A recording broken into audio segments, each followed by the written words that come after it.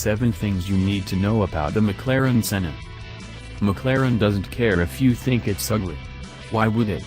Even at $958,966, it didn't struggle to sell all 500 Senna supercars sight unseen, nearly a third of those heading to US owners.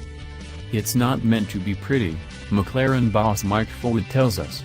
Ultimate Series cars are about focus in one area. In the Senna, it's aero and track performance first. Still think it's too ugly? Save your breath. It goes harder than the McLaren P1. What would the McLaren P1 have been like without the electric motor, battery pack and associated heft? The Senna is your answer. Sure, 789 horsepower from an evolution of the 4.0-liter V8 and the 720S plays the P1's hybrid-assisted 903 bhp. But the Senna's lightest possible dry weight of 2,641 pounds is more than 400 pounds less than the P1, twin-scroll turbos compensating for the lack of torque-filling electric boost.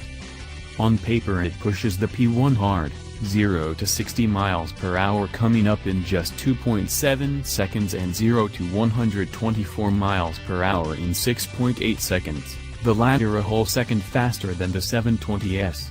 The P1 takes half a second out of the Senna's 0 to 186 miles per hour, and it's faster overall at 217 miles per hour against 211 miles per hour, but next-gen aero and chassis control systems mean a P1 is unlikely to see which way the Senna went in the corners. The looks make sense when you see it. With its goofy front overhang, undernourished wheel arches, gaping intakes and towering rear wing, the Senna isn't conventionally beautiful. McLaren's social media manager admits as much, sighing, "It's not an easy car to photograph." In comparison with the shrink-wrapped sensuality of the P1, the Senna has shades of some of the fussier, aero-heavy F1 cars such as Lewis Hamilton's 2008 championship-winning MP423. But in the flesh, it's more successful, the front view startling in its aggression, your eye instinctively tracking the flow of air over and through the car and making visual sense of how the aero works. It's got too much downforce. If the P1 was transformer switching between suave hypercar and track monster, the Senna is permanently the latter, which is good news if you needed to drive your P1 everywhere in race mode to prove your manhood.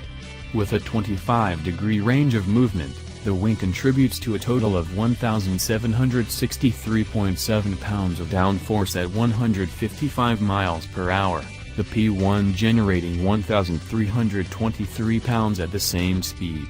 Meanwhile, active, contrast-colored aero blades within the front fenders adjust airflow over their fixed downstream equivalents to maintain correct aero balance. Under braking, this may mean bleeding off downforce on the front axle, the front and rear aero elements adjusting to a low-drag configuration at speeds faster than 155 miles per hour.